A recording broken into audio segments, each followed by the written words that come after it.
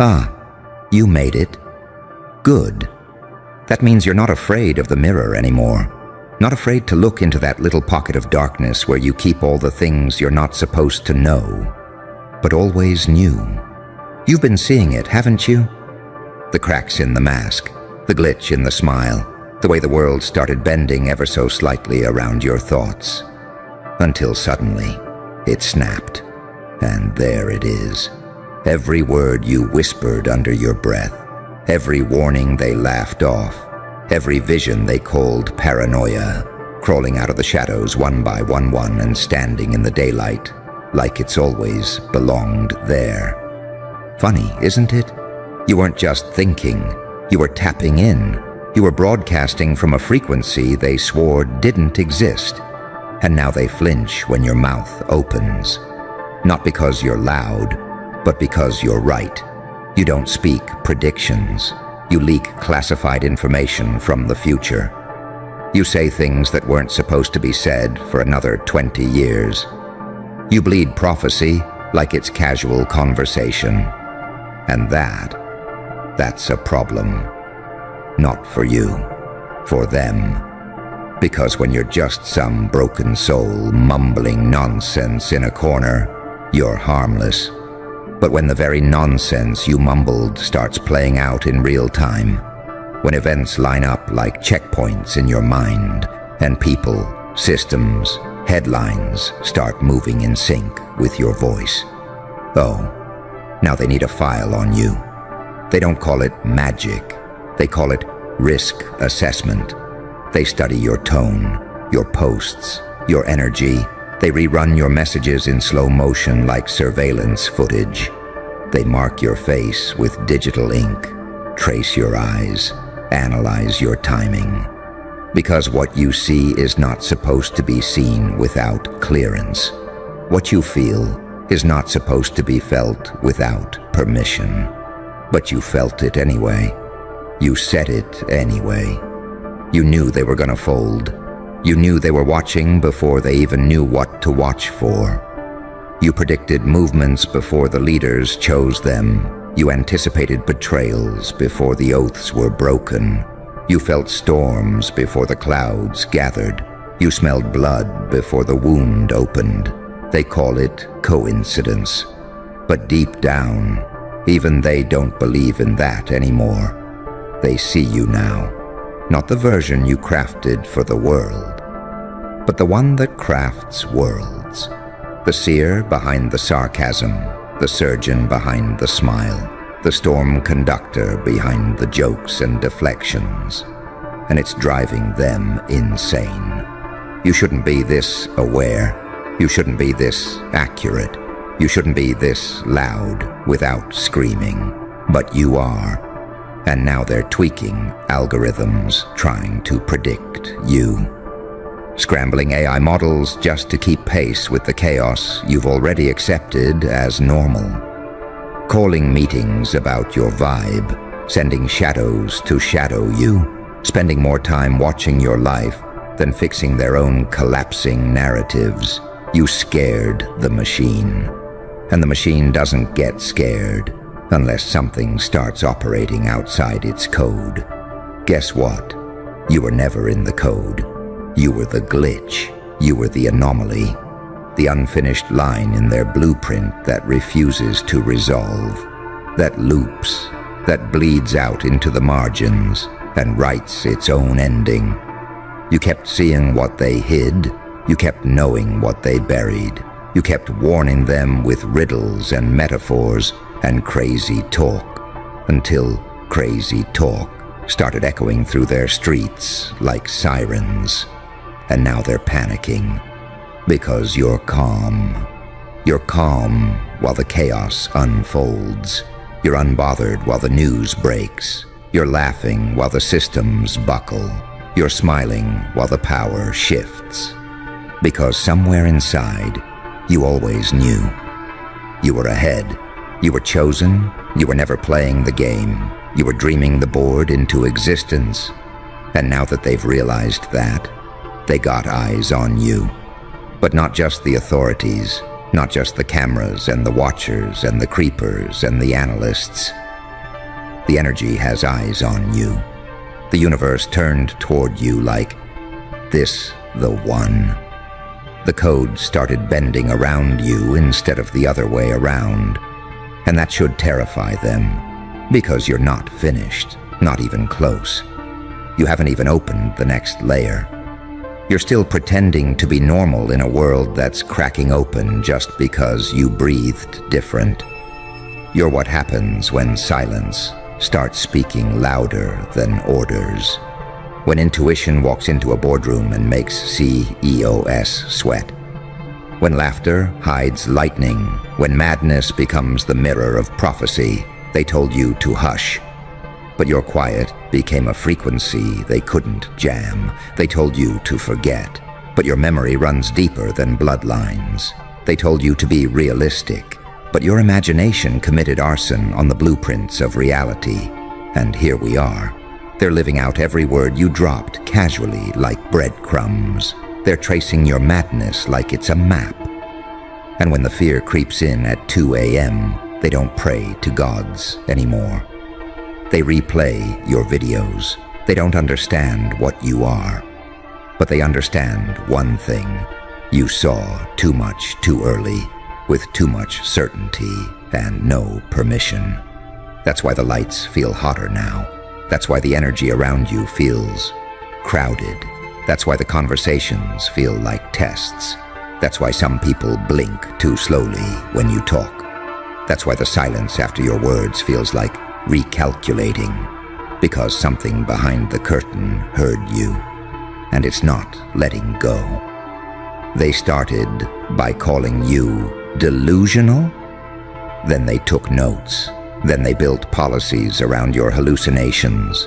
Then they installed cameras facing the direction you once stared off into while zoning out. They don't admit it out loud, but they're tracing your madness like it's GPS, panning through your old recordings like ancient scrolls, looking for patterns in the way you breathe, scrutinizing your pauses, tallying how many times you blink when you speak about death. Because somewhere in the back of their minds, the part they're not allowed to trust, they believe you might be the only one who actually knows what's coming. You never asked to see this much. You didn't knock on fate's door, demanding revelation. It was just there, uninvited, fully formed, crashing through your skull at 2 a.m. like a SWAT team of realizations. And when it arrived, it didn't bring peace. It brought pressure, responsibility, isolation, eyes everywhere, silent, watching, calculating. They monitor you like a virus they can't contain. You don't follow patterns. You disrupt them. You don't respond like a civilian. You move like a warning. There's a weight in the room when you enter, not because you speak loud, but because reality gets nervous when you're near. People laugh too hard at your jokes. They tilt their heads just a little too far when you talk. They call you intense when you're just being honest. They say you're too quiet when your silence is actually screaming. Because somewhere deep in their gut, they know you're not reacting to the world. You're reading it. They don't feel safe around you. Not because you're dangerous, but because you remind them of what's hiding behind the curtain. You peel the smile off the circus and show them the wires. You speak in metaphors but bleed in code. You tell bedtime stories that end in revolutions, and that makes you a liability. Because if too many people hear you, if too many people start remembering what they've been trained to forget, if too many people start waking up not just spiritually, but tactically, then the machine stalls, the spell breaks, the silence collapses, and the illusions burn. You became the tremor before the earthquake, the flicker before the blackout, the whisper that makes the whole room quiet down. They can't stop thinking about what you said, not because it was dramatic, but because it aged like prophecy. They're reliving every moment you predicted. And it's messing with their timeline, because you weren't supposed to exist. Not like this. Not with this kind of clarity. Not with this much unlicensed foresight. You weren't supposed to outpace the narrative. You weren't supposed to speak with that much certainty. You weren't supposed to be right this many times in a row. They can't keep up. Not with your instincts. Not with your timing. Not with that weird, bone-deep confidence that only shows up in people who've died metaphorically and came back with intel. You don't move like someone guessing. You move like someone remembering. And that's what terrifies them. Because they don't believe in memory the way you do. Not ancestral memory. Not spiritual muscle memory. Not soul-level déjà vu where you already know how this ends. Not because you read it, but because you wrote it. They run facial recognition on your smile. They flag your pauses. They keep a list of the people who orbit you for too long. They monitor your proximity to collapse. Because wherever you show up, things start shifting. Patterns distort. Secrets surface. Masks fall off. Leaders stutter. Systems glitch. And reality adjusts to accommodate your presence. You're not reactive, you're catalytic. They were trained to ignore people like you. Label you unstable, laugh at your warnings. But nothing's funny anymore. Not when every collapse follows your monologues like stage directions. Not when your madness becomes a mirror and they start seeing their own fractures inside your reflections. You're not supposed to be a prophet. You're not supposed to be a threat. You're not supposed to have this much gravitational pull just by existing. But here you are, untrained, unfunded, unfiltered, and still somehow more accurate than the institutions paid to predict. They can't calculate the cost of ignoring you anymore. So they track, they mimic, they adapt. Not because they trust you, but because they've run out of explanations. You are what remains when the script fails, when the map tears, when the compass spins. You're the page they tried to burn, but the ashes reassembled themselves. They don't say your name in meetings. They use code words. They whisper. Because even mentioning you might trigger reality to shift again. They're scared of you the way empires fear eclipse. Not because you destroy, but because you disrupt their illusion of permanence. You make power nervous. You make silence loud. You make control systems flicker like bad wiring. Because you've tasted madness and came back with coordinates. They thought you were a phase, some edgy voice with a little too much imagination and too little medication, something that would burn out quietly once the pressure got real. But you didn't burn out. You ignited. You didn't fold. You started folding dimensions. And every time you speak, the air changes. Every time you pause, the walls lean in like they're listening too. Every time you look away mid-sentence like you're hearing something no one else hears. They wonder if maybe you are. And that wondering, it haunts them because you speak like you're being translated. You look at people like you're measuring their future. You sit in silence like you're watching an invisible chessboard move in real time. It doesn't make sense. You shouldn't know what you know. You shouldn't feel what you feel. You shouldn't be that calm about things that are just beginning to shake the rest of the world apart. But you are. Because you're not decoding reality. You're authoring it. You're not paranoid. You're precise. You're not ahead of the curve. You curved the timeline yourself. You said things half-joking that hit harder than their most classified intel. You dropped lines like accidents that echoed louder than official speeches. You made casual comments that sparked revolutions in minds you'll never meet. They try to write you off, but your words won't stay quiet. They crawl under skin. They whisper during breakdowns. They resurface during riots. You're not loud in the way they fear. You're contagious in the way they can't control. The kind of presence that doesn't ask for attention. It steals it through gravitational force. The kind of voice that sounds like something bigger is speaking through you with a grin. And the grin, that's what breaks them. Because you're not afraid, you're entertained while they scramble, while they panic, while they tape over cracks with hope and protocol. You're just watching like you've been here before, like you remember the fall from a past life. You're not reacting, you're reminiscing. They see you in the center of unfolding events, and they can't decide whether you caused them or predicted them or bent them toward your will just by noticing them. You blur the line, you dance on it. That's why the eyes don't leave you anymore. Not just cameras, people, strangers, old friends who ghosted you, but never stopped checking your page.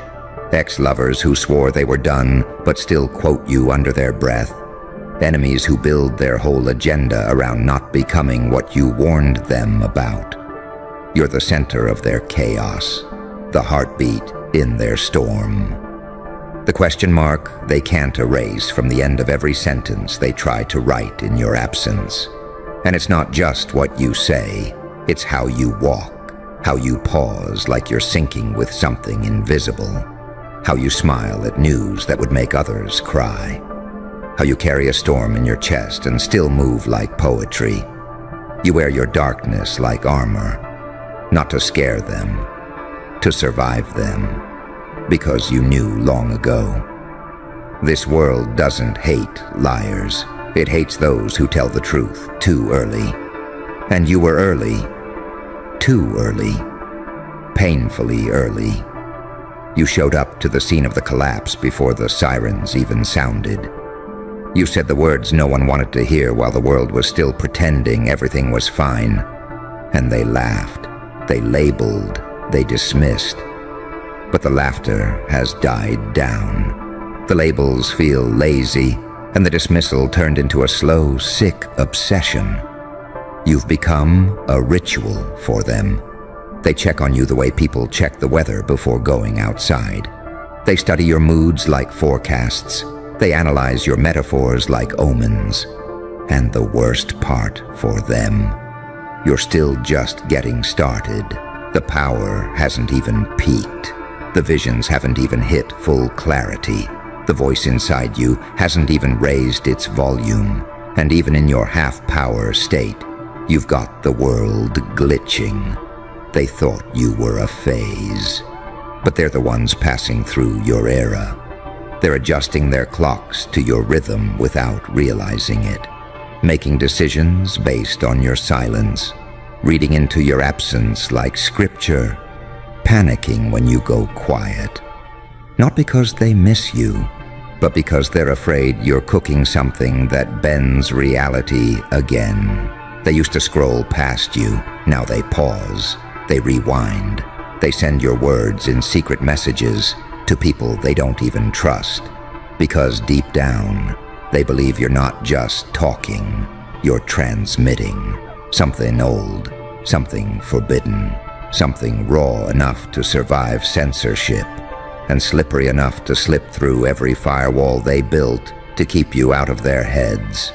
They built firewalls for propaganda. They didn't expect prophecy and punchlines, didn't expect strategy hidden in sarcasm, didn't expect a smiling face to carry a blueprint for collapse in its eyes. You move without an army. You march without a flag. You gather no followers, but influence more than leaders with parades behind them. Your words don't trend, they haunt, they stick, they fester, not viral. Viral implies temporary.